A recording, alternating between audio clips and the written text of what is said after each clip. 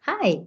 To type information into your ViewSonic whiteboard, first of all, make sure you're logged in, because that will give you the benefits of other features.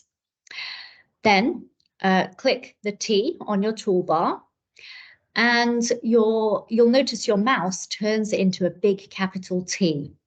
When you click that anywhere on the screen, that is where you will start typing. So for example, I want to write in the top left-hand corner. I've clicked there and this box appears. I can start typing, and you'll notice in the box I can format my text. I can amend the font size, or other features. I can also change the colour by clicking the capital A that's underlined. When I do that, this box appears with a choice of colours. I can choose from the ones at the bottom or the shades on the side. Either way, I'll be able to click on a shade that I want to use and then press OK.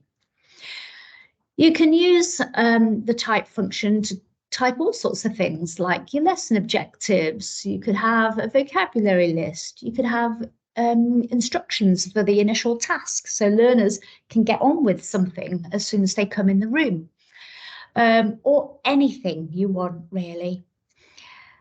Hope you enjoy using that function. Thanks for watching.